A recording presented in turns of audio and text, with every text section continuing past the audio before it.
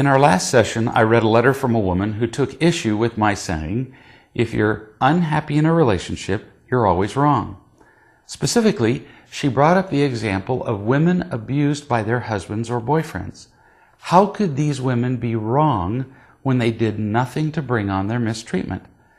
I said that my statement was correct, but also incomplete.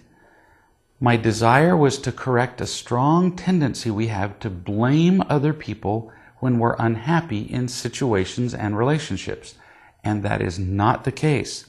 Now, back to the writer of the letter. I have a friend who once lived in France for several years. While there, he befriended a Jew who had been imprisoned by the Germans in a concentration camp during World War II. During his confinement, his wife was killed, his 4 children died, his parents were killed, and he watched thousands of people around him die. Despite these ghastly experiences, my friend said that this Jewish man had an almost saintly glow of love about him. To my friend's astonishment, the man said he was grateful for his experiences in the camps. My friend could hardly believe what he had heard. So he asked the man how he could possibly say such a thing. And the man replied that he was grateful because it was through these experiences that he discovered in himself a capacity to love people that he would otherwise have never known. We always have a choice about how we feel and how we behave. If a woman is abused by her husband, to use your example, that doesn't mean her husband isn't unkind, unloving, and wrong. Of course he is. But no matter how wrong and abusive he is, he can't make her unhappy. She still has a choice. She can still choose to become more unconditionally loving. She can choose not to act like a victim. She can choose not to attack him verbally and physically in return, which only inflames the situation and tends to bring more abuse down upon her own head. She can learn to simply understand him better instead of seeing him as a monster.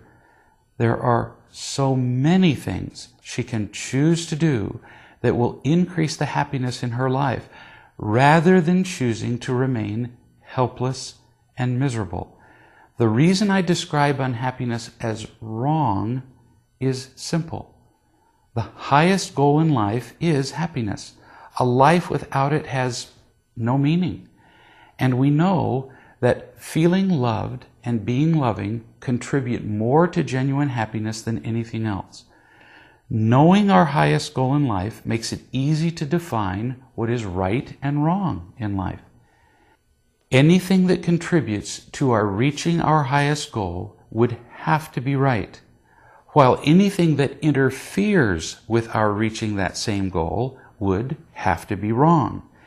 Anything, therefore, that contributes to our feeling loved and to our being loving and happy is right, while anything that interferes with those conditions would unavoidably be wrong. Happiness is a choice, and if an abused woman, to use your example again, chooses to behave like a helpless victim rather than make the many loving choices available to her, she is choosing a course that takes her away from love and happiness, which are the very reasons for life. Anytime we choose not to be loving and happy, we are wrong. No matter how wrong everyone else is around us. It's as simple as that. And that is why I say that when we're unhappy, we're wrong. We're simply not choosing the path that leads to our very purpose for being alive. Now, what if this abused woman is in physical danger? What if she knows nothing about real love? We'll talk about that in our next session.